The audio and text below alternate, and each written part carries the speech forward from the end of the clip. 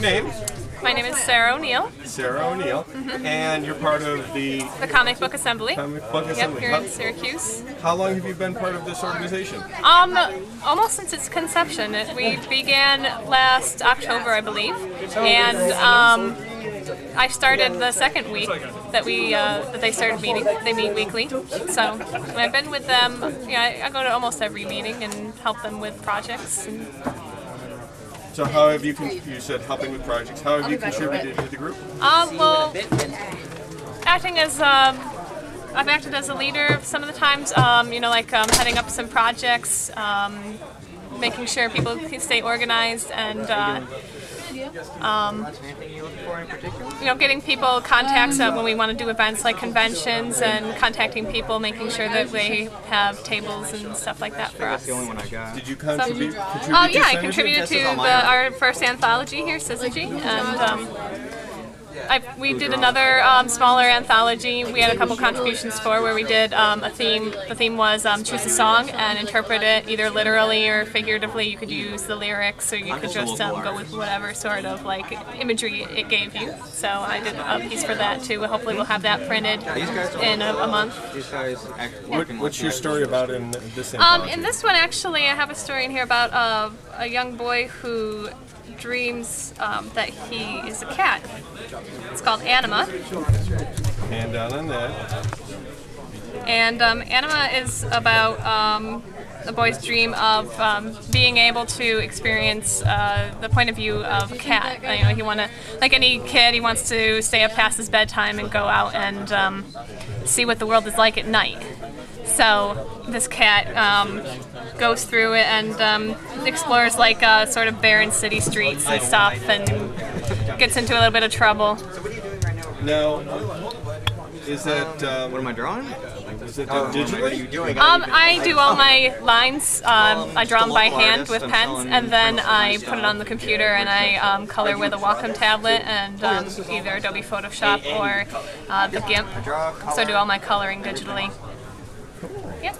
So is this a reoccurring theme in your stories?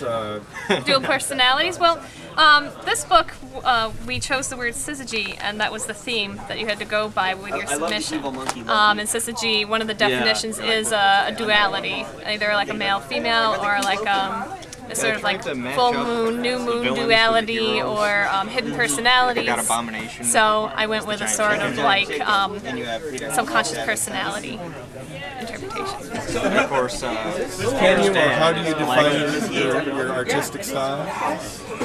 Mine, I was definitely inspired by anime. I started watching anime, read manga, and then I got into some more unconventional American artists like David Mack. I'm a huge fan of David Mack, and so I kind of have a very anime-esque style, but I've morphed it a little bit to be my own, a little more like bulky bodies and a little more realistic. So tell me more about this group. I had never heard of it before. Well, like I said, we're relatively new, and we're a mix of amateur artists that are just trying to start out, and we have a few professional artists that have actually had a long-running career and have a lot of stuff published.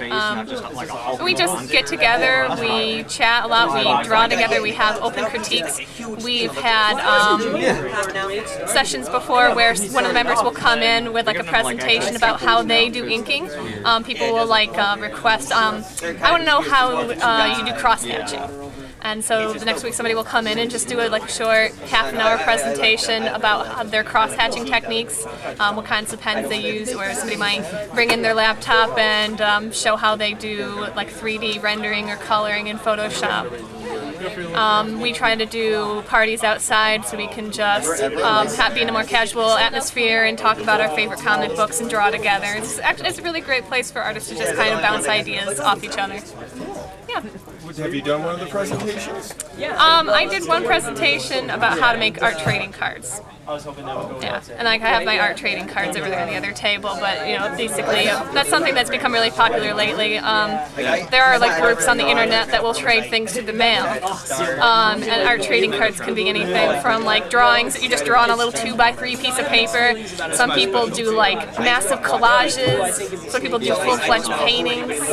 And they just like, it's become a phenomenon online where people trade them to complete strangers, and what they get in return is a completely unique piece of artwork back from that person. So how many have you amassed so far trading? I've gotten a couple so far. It's just, it's just a fun way to explore a different avenue of art and make some friends. So, yeah. Well, yeah. I mean, well, Virgin. Thank you. Yeah, I mean, it's around.